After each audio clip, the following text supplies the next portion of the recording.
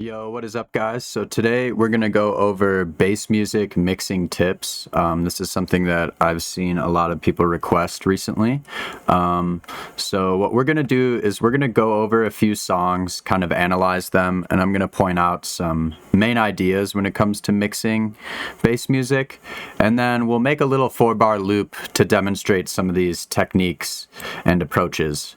So the first thing when it comes to bass music and mixing and mastering bass music, for me, I like to mix everything loud and clean as I go and avoid having pretty much anything on my master chain. So my master chain tends to always just be a limiter. That's pretty much the only thing that's ever happening on my master chain, because as I go, I try to make sure that certain elements are in the places that they need to be. And I'm going to go over that with you right now. So the three big elements that we need to make sure are in the right spot are our kick, our snare, and our sub. What I'm going to use to analyze the levels is Master X, which is a preset I created with Spectrum Analyzer. It's basically just a slow reading spectrum analyzer with a fixed range. So for my kick, I want my kick hitting between -6 and 0, preferably close to the 0. And what you're going to notice on each of these songs, I have 3 different bass tunes from 3 different artists. What you're going to notice on all 3 of them is that their kick hits between -6 and 0. You can see the kick popping up there. Let's hear this one. Oh, wrong channel. Let me put this on each one of these. So you can see the kick fundamental hitting right below that 0. Okay, so we want our kick to hit as close to 0 as possible. And you'll see later on when we demonstrate this that sample selection is super important. If you just select good samples, you really don't have to do anything because they'll already be mixed to this level that you want. So then for our snare, I like the snare hitting around -6, so you could hear on this Brain Tickler remix. You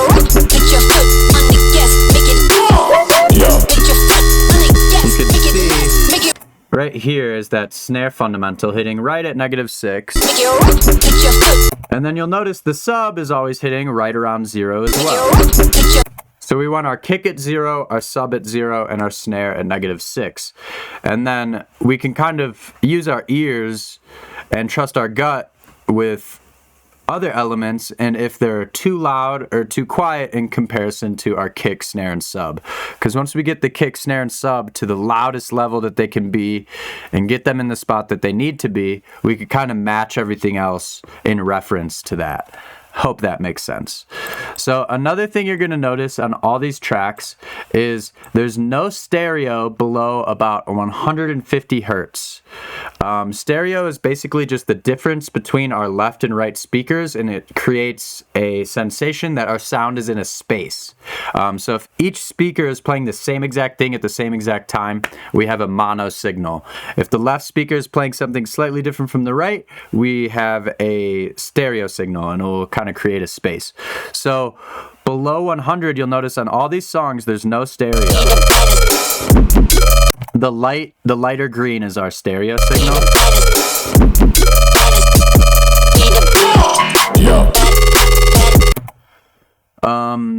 So yeah, no stereo below 100, and then you're also going to notice this shape kind of throughout all the songs. We have our loud sub, which kind of evens out with our high end, and then there's a slight dip in our low mid. So that's all even, and then there's this slight dip.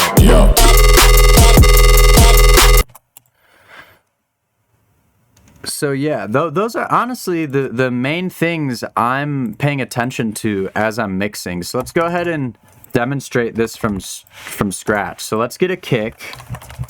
Let's get a barely alive kick. And you're going to see here that because we're picking good samples, they're already going to be mixed to the level that we want. So let's fade this a little. And then let's look at this on master X. And would you look at that? It's between the -6 and the 0. Exactly where we wanted it. So with that, I wouldn't do anything to that. Now I would find a snare.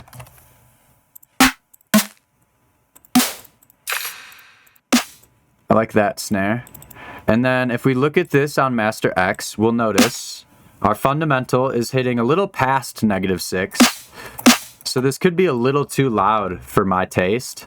Again, these numbers aren't like perfect. It doesn't have to be exact. These are more just references for you.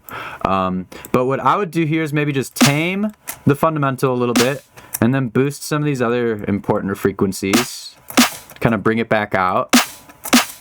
So now we have our snare hitting it at -6, our kick hitting at 0.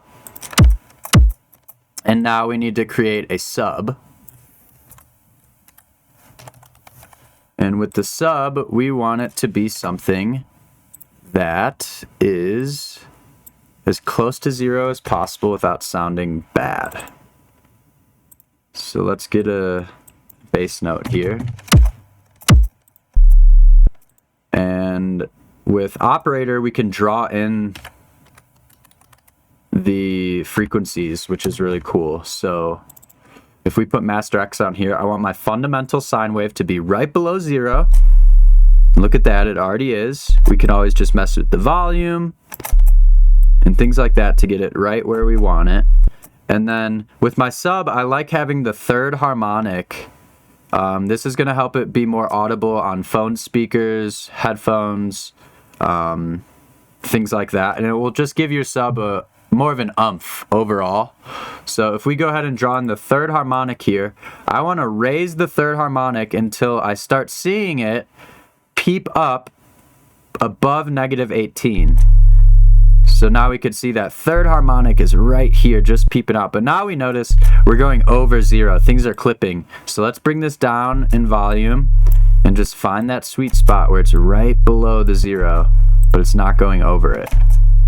So now we have a kick, a sub, and a snare that are all loud, clean, and in the spot that they need to be. The only thing we need to do now is have sidechain, because if especially our sub and all of our other elements aren't ducking with our kick and our snare, we're going to have this really ugly distortion, which you'll hear that here. If I play the kick on top of the sub, it's going to sound really distorted and ugly.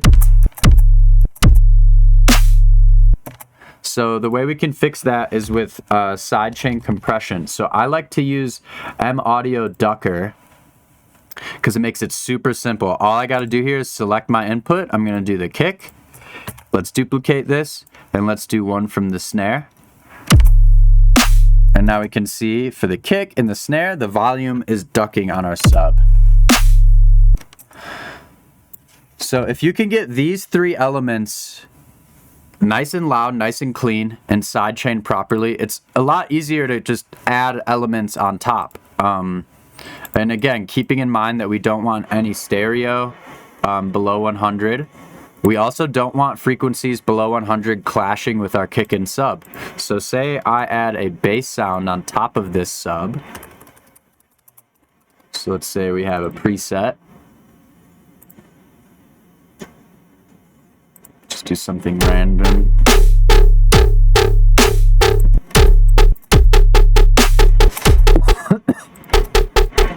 With this, I'm going to want to make sure I EQ it, because we have all this low sub information. We want to get rid of that so that it's not interfering with this sub.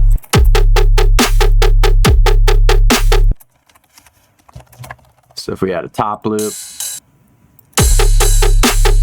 And see, now that our kick and our snare and our sub are all in the right place, I can just use my ear to see where do I want this hi-hat loop to sit. And if we look at this all on span, we have no stereo in the low end. Our highs and mids are kind of even with our low end. And then we have this dip down here. So those are kind of my big techniques, or kind of things that I'm paying attention to when I'm mixing and mastering songs. Don't overcomplicate it. Like I said, I always just have a limiter and a utility with bass mono on the master. Make sure we're cutting our low end. Oh, one other pro tip for mixing. If you have a bass sound, and say there's a lot of high end, in general, don't be afraid to roll off the high end of our mid spaces. This is something I really wish I learned early on. This is going to make your mixdown sound so clean. You'd be surprised. You don't really need a lot of this high-end information out of your basses because you'll have hi-hats and perks filling up that space. So roll off that high end. Keep your lows clean. No stereo in the low. Keep our kick at 0, snare at -6, sub at 0. And then remember that shape we're looking for on span. Keep all those things in mind and you'll be making nice, loud, clean songs in no time. I hope that was helpful. Might have been a little all over the place. I apologize for that. But yeah, I hope it was helpful. Peace.